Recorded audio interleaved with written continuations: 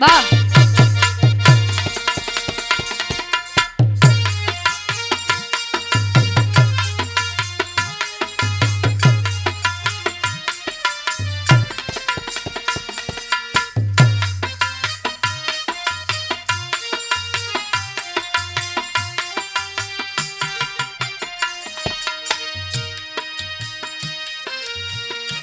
माई बाटे त जग में जान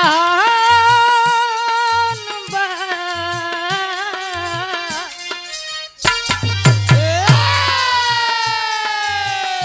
माई बाटे त जग में जान बा। अरे माई बिना केहू ना तोहार बा। माई बाटे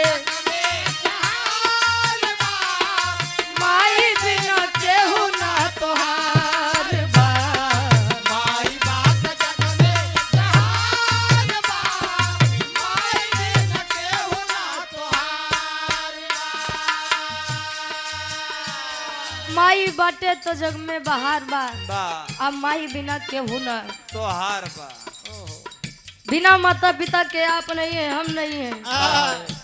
ये माता पिता के बिना पूरी दुनिया नहीं है। बा। हमारे असली भगवान हमारे माता और पिता होते हैं। वो माता पिता होते हैं जो हमें इस संसार में लेके आते हैं, अच्छे बुरे का पहचान करना सिखाते हैं। हमारे लिए हमारे भगवान हमारे माता और पिता होते हैं। लेकिन वारे आज की दुनिया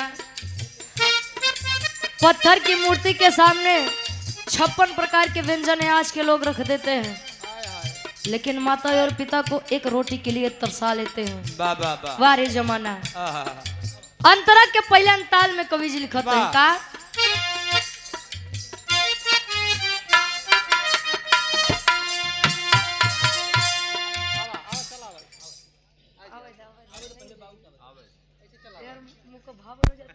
बंद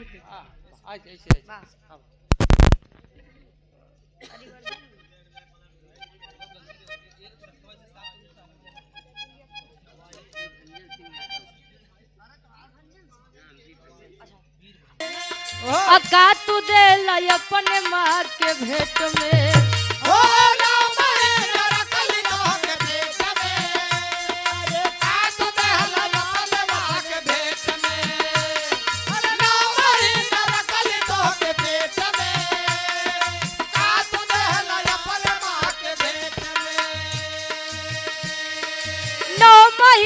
रखली तो के पेट में अका तू दे लाई अपने माँ के भेंट में।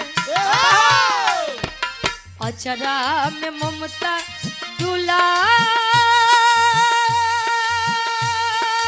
बा।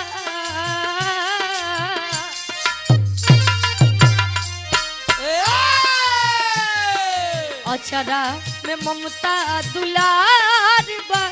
हर माई बिन केहू ना तोहार बा। अचरा में माई बिन केहू ना तोहार बा।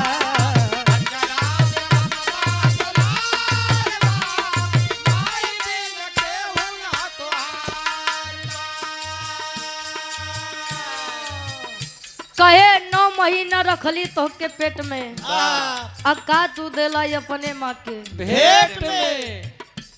आज के जमाना तो बड़ा अजीब बा, लेकिन आप लोग बड़े अच्छे थे।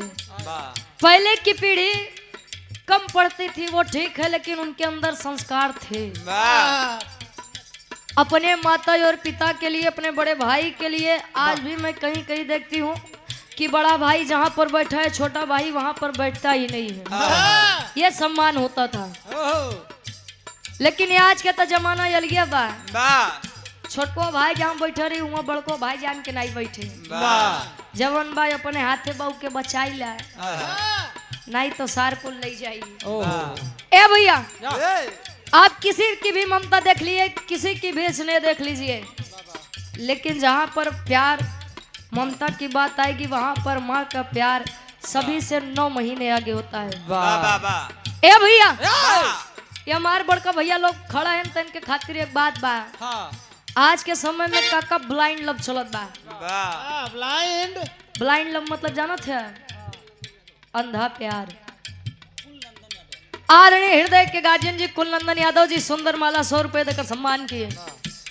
अंधा प्यार 2-4-6 महीना मिले मुलाकात भा, लड़का कहे हम तोरे बिना नहीं जी पाऊ, लड़की कहे हम तोरे बिना नहीं जी पाऊ। लेकिन क्या वह सत्य में अंधा प्यार होता है? अंधा प्यार वहाँ होता है जब माँ के गर्भ में बच्चा आता है तो माता और पिता केवल महसूस करके बच्चे से प्रेम करना शुरू कर देते हैं, वो होता है अंधा प्यार। लेकिन वो अंधा प्यार भुलाई के लोग आज वाले अंधा प्यार में बड़ा परेशान है। लड़का 6 जन्म लेता है, थोड़ा बड़ा हुआ तो महतारी के देखा ममता बा। कौन ममता बा? आगे कवि जी लिखते हैं,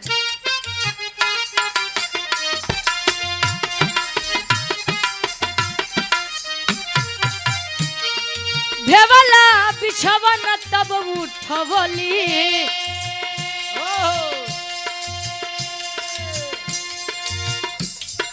भेवला बिछवन तब उठवली, असुखे वरिया तोह के सुतैली।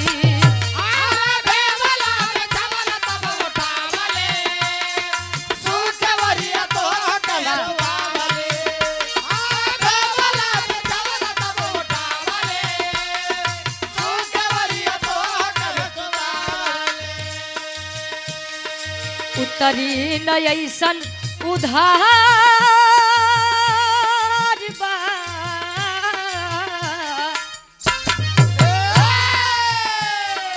उतरी न ऐसन उधार बा, हर माई बिना केहू ना तोहार बा। उतरी न ऐसन उधार बा, हर माई बिना केहू ना तोहार बा। उतरी न ऐसन उधार बा, हर माई बिना केहू ना तोहार बा।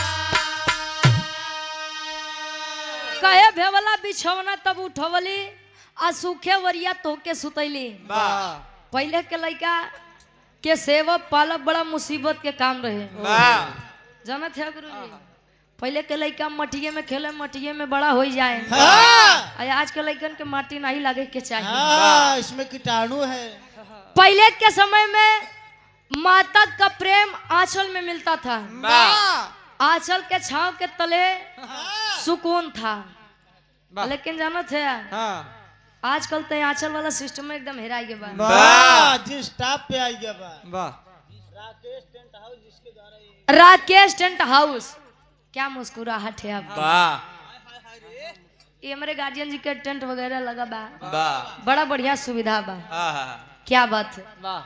ये 1 रुपए देकर सम्मान किया। माई भगवती करें कि आपके काम में दिन दुना रात चौगुना तरक्की हो। हमरे भगवान के उनके हमेशा खड़ा रहे। कहा टेंट बोला करा यार। हमरे गीत के आखिरी लाइन बा, मातारी के प्रेम।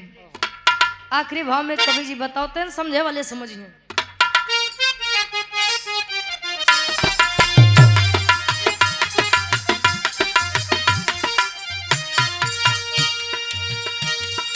पवल का वो फल फूल मिठैया, मातारी के प्रेम बा। पवल का वो फल फूल मिठैया, तका खई है हमरो कन्हैया। पवल का वो फल फूल मिठैया, तका खई है हमरो कन्हैया। पवल का वो फल फूल मिठैया, तका खई है हमरो कन्हैया।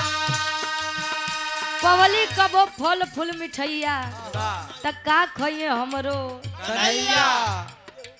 केहू के माई, हमार माई हो आपके माई हो चाहे जेकर माई हो। बच्चा जब छोटा तो मातारी अगर कुछ भी पावत है तो अपन नहीं खाई रख दे कि हमार लइकवा खा ले, तो ओकरे आहार में हमार आहार हो जाए। ओकर पेट भरा बा तो समझ ला हमरो पेट भरा बा। बारे मातारी के ममता। गार्जियन जी आदरणीय जनार्दन बाबू जी से पूछिए, जिस दिन पूजे दादी जी संसार को छोड़कर गई होंगी उनके ऊपर क्या बीती होगी। लड़का कितनो बड़ा हो जाए लेकिन महतारी खातिर हमेशा छोटे ही रहते हैं। और जिस दिन माता पिता इस संसार से जाते हैं उस दिन पता चलता है हमें उनकी कीमत। और इस गीत के माध्यम से आखिरी लाइन में पूज्य दादी जी को सच्ची श्रद्धांजलि पुनः अर्पित करती हूँ। कहे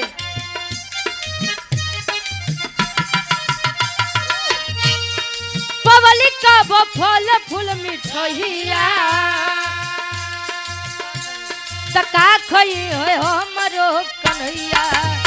अरे पवलिका वो फल फूल मिठाइया का खइहे हमरो कन्हैया।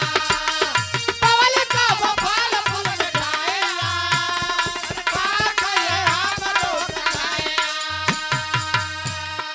रुचि गावे सभा दरबार बा।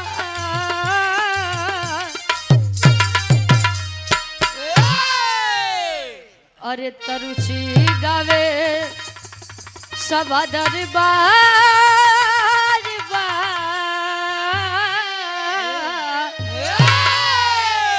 रुचि गावे सभा दरबार बा। तमाई भी